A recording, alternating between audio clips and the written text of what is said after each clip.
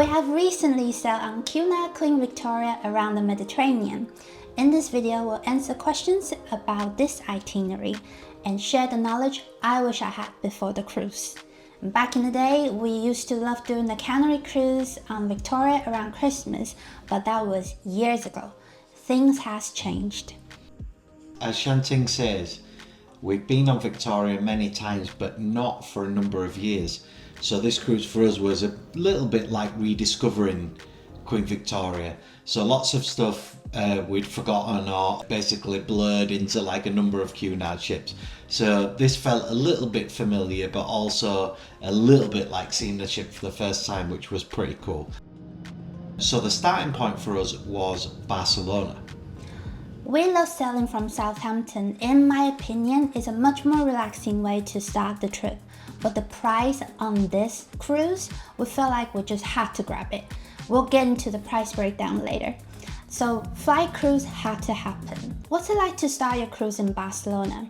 I think it must be one of the easiest cities to do so. Starting from arriving in the airport, it's 20 to 30 minutes drive to city center. If you're going straight from the airport to cruise terminal in a taxi, you don't even need to get into the center. Big chance to avoid the traffic.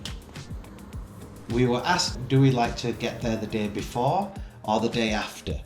And a day in Barcelona that doesn't really matter. Like the day before is nice, the day after is nice. But for us, arriving the day before just takes away like a layer of stress. So you fly there, if you have any problems with your flight or any delays or whatever, by arriving the day before, it just takes those away. So we arrived the day before, had a day in Barcelona, then the following morning you wake up, do it at your own pace, have breakfast, go for a walk, whatever you fancy, and then get on the ship. So if you can only do one day before or day after, and we've done both, I would definitely do day before as my chosen day to arrive. So the next morning we had to check where is our terminal. The cruise ship terminal Moll Adossat has Terminal A to E, and Cunard Queens generally dock at Terminal D. You do not want to walk there. You can, but it's a very long way. Through bridges, shipyards, we Uber there. And you can spot Cunard ship's red funnel from miles away, and you can communicate that to the driver saying, that's our ship, please stop here. Same as Southampton, you drop your suitcase before you enter the terminal, and then everything's clear signed. If you disembark in Barcelona like we did, there are also many taxis who will wait outside the terminal, so don't worry about that. So Wi-Fi again on board, we're always asked about this, and it's good because we always ask this question as well, because we have to work while we're moving around. So for us, the Wi-Fi needs to be good enough to stream, have Zooms, upload, download, whatever. And again, Starlink, because this has been retrofitted to Queen Victoria, was great. No problem with Wi-Fi. Roaming for phones is fine on land as well, obviously, but on the ship, Starlink more than good enough to work and have Zooms and stuff. So yeah, no problems with Wi-Fi. You can choose again your package, 1 device, 4 device, premium speed or just normal speed, which basically is like you can still watch stuff and what have you on normal speed, but I don't know, if you want to be uploading and downloading, huge files, get the premium option. But yeah, Wi-Fi in 2026, totally different to when we last got on this ship 10 years ago and you couldn't even download an email, so no problems with the Wi-Fi.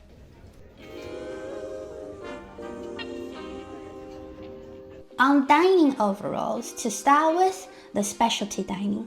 On Queen Victoria, the specialty dining in Lido rotates between bamboo, coriander, and la piazza, and more depending on where it's selling. We love bamboo. I'm from Taiwan, and their Asian fusion, I approve.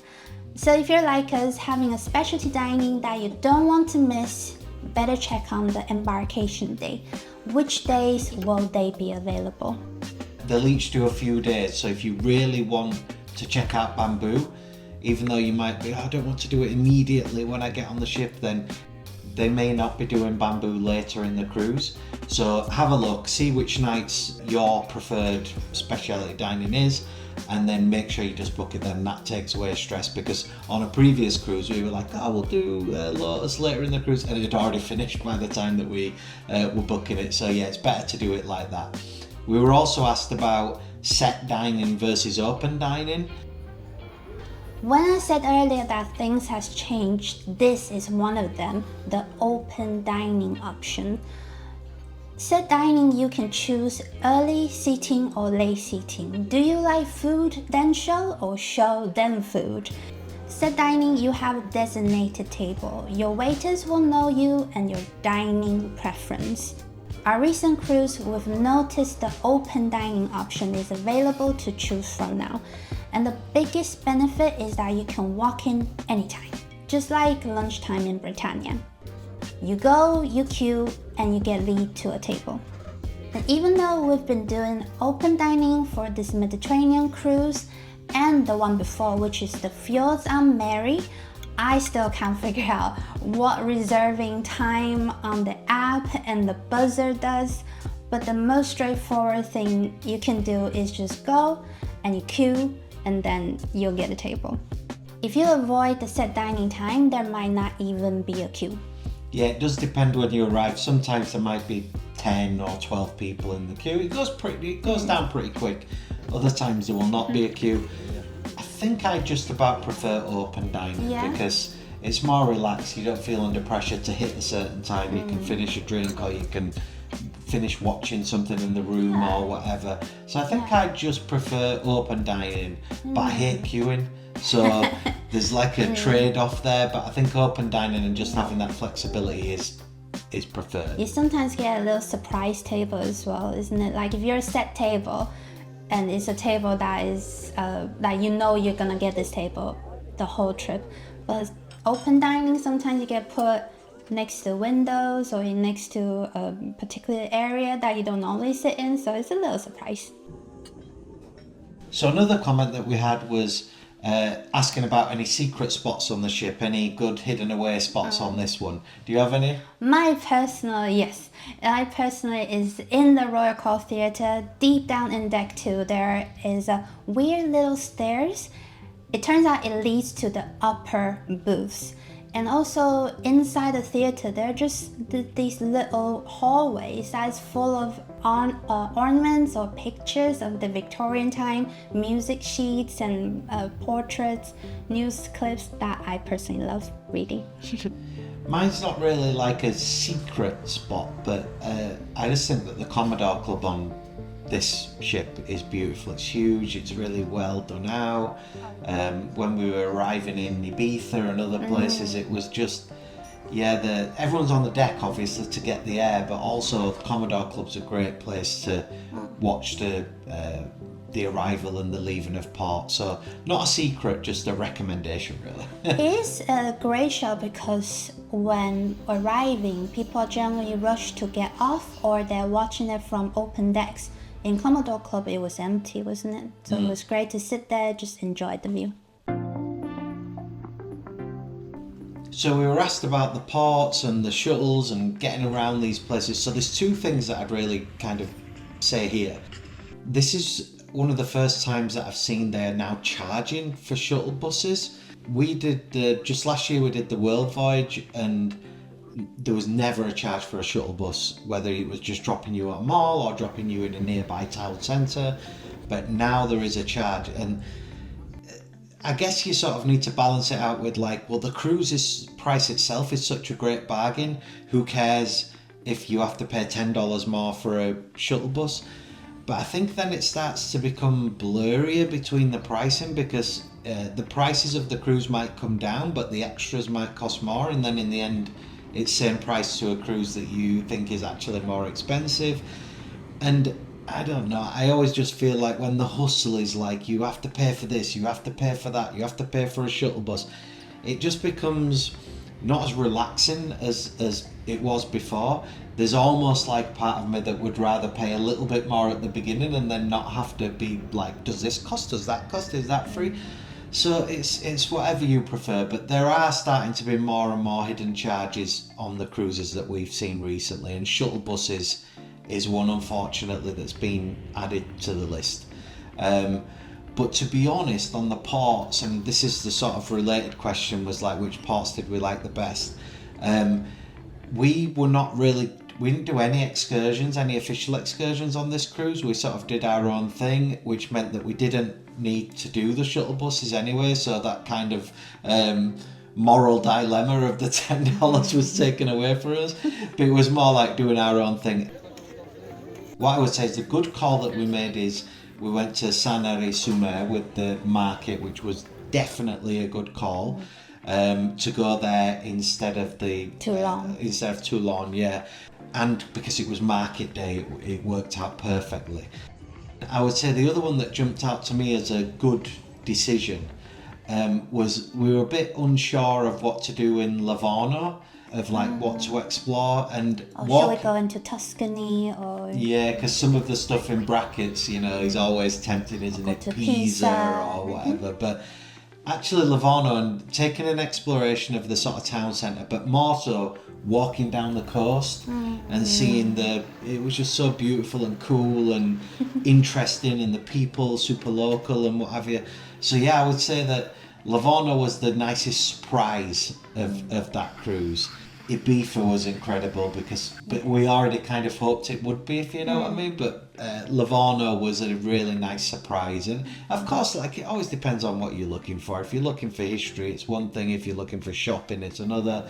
And I was just really in the mood of like feeling Italy real and having some pasta and walking along the coast, and Livorno really ticked that box for me. What about you? What was your favourite?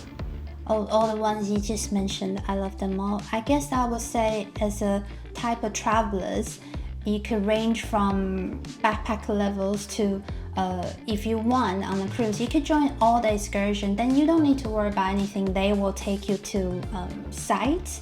We are sort of in between, so what we do is we do a lot of homework before we go on the cruises, to just use Google Map, finding the places we might be interested of, bookmark them, and then when we're at the port, then we could decide, right, what do we want to do. But we do a little bit of homework beforehand. That's why we went to Canary-sur-Mer instead of Toulon.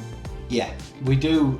When we actually enjoy the homework as well, of like putting in some nice cafes and stuff into Google Maps, we never know which ones we're going to visit because we've put in too many, if you know what I mean. We'll put in like 5 coffee shops, knowing that we're not going to have 5 coffees, we're going to have one. But because it's there in the map, we can go, okay, this one's pretty close or whatever. And just like, yeah, some prep work, which does help. But you never know. The official excursions could be great, could not. Your own homework could be correct or not. Google ratings are not perfect. But we do try to prepare a little bit and then feel it out. We curate our experience, but we don't plan it to the minute by minute. There's still a little bit of, well, do you fancy this or this? But we usually know what this or this is. Also, we addressed this in the video, but just to answer specifically of like, okay, now you've seen Victoria, which is your favourite? Because we've done Queen Mary versus Queen Anne, and we've spent a lot of time on Queen Mary and Queen Anne. And it was like, oh, Victoria might actually be the one that you prefer the most. I would say there is a good argument for that Victoria is a bit in between those. You know, in some ways it's, as it suggests, because it was built in the middle of those, that it is a bit more modern than Queen Mary, but not as big and as modern as Queen Anne. I loved Victoria. I thought it was like, it had a lot of the good points of both ships, really. So as far as like, is it better than the other two, as we've said on the big video of Queen Mary versus Queen Anne, it's like, it does depend what you want. For this cruise, I thought Victoria was perfect. It was like the perfect size. The buffet was great. The restaurants were great. Yeah, I love Victoria. I thought it was a brilliant ship. In the same way, it has the intimate feeling, but you don't feel crushed or anything. And I saw a comment before, what they say they felt like Queen Anne is missing is the museum element. And until I went on Queen Victoria, I realized, oh yes, I love reading all these Cunard histories on the walls and seeing all the pictures. And Queen Anne doesn't seem to have as many, so yeah, fair point. But Queen Victoria is beautiful and it has all the history I love.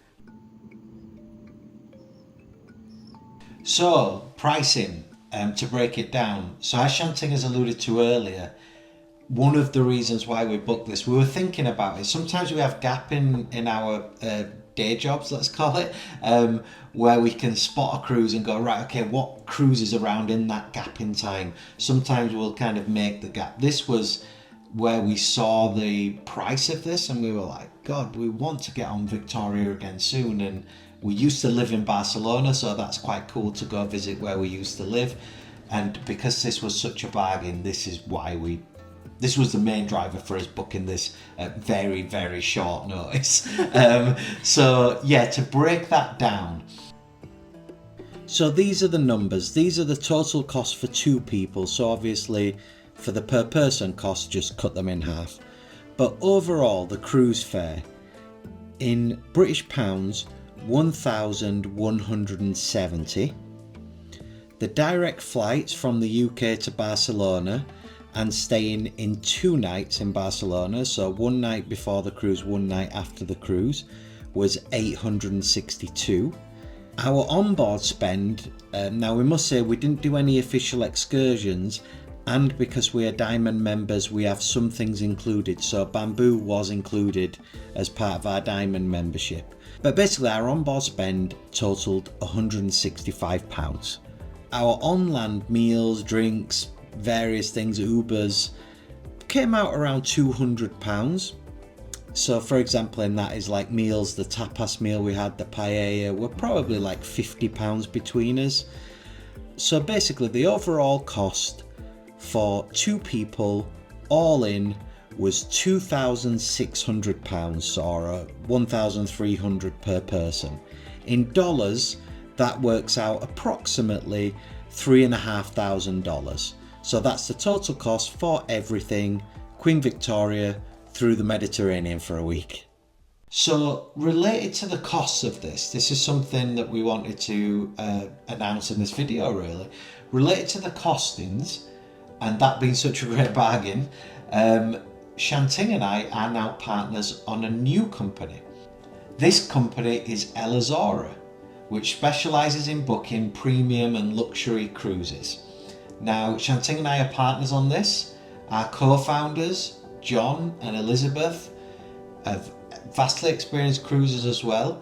And what we have on our first wave of cruises that we're offering is Cunard, Princess, P&O, Amma Waterways, who are amazing river cruises. So we're working with brands that we know lots about and have done lots of cruises with.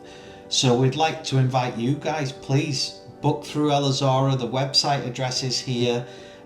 We are part of the team. We have an extended team who will give advice, find the best deals, find the best rooms, whatever it is that kind of motivates you, whether you're motivated by the weather, the time of year, whether you want formal, informal, great food, adventure, whatever it is that you value most, our team at ELIZZORA will help you find the right cruise for you. So this isn't just about, we'll help you find the best price, or we'll help you find the best Cunard cruise, or whatever. It is whatever we think works for you is the cruise that we'll recommend. So please check it out, elizzora.co.uk.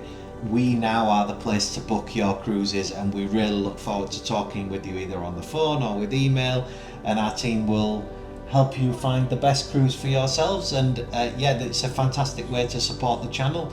We'll keep making feature films and all our ship guides and stuff, and yeah, hopefully we can turn Cruising with Millennials and ELIZZORA into something much bigger, so that we can do this even more than we're doing it at the moment. So yeah, please check it out and let us know what you think, and fingers crossed we can help you find the perfect cruise for you. If you ever watch our world cruise, our river cruise on Amma Waterways, this Mediterranean cruise on Cunard and the fjords on Cunard, you could book exact or very similar cruise on ELIZZORA. Yes, that's what we're trying to do. So the cruises that we decide to do, we will then offer either the exact same one or something very similar on the site. So it was just a natural progression really for us, and John and Elizabeth and the team is to just say, okay, well let's create an agency that allows us to book these cruises, but more importantly advise you guys on what cruises we recommend, and more importantly what cruise would be right for you. We'll wrap this up here. We are literally about to pack for our next cruise, so hopefully we'll have some more films coming. Later in the year we're going to be going all over the world on a couple of certain cruises, so lots more to come. We hope you found this Q&A useful like the first one that we did. We will do a Q&A for Queen Mary 2 in the fjord shortly as well to answer all those questions, and we look forward to seeing you again in the next video. Thank you. See you soon.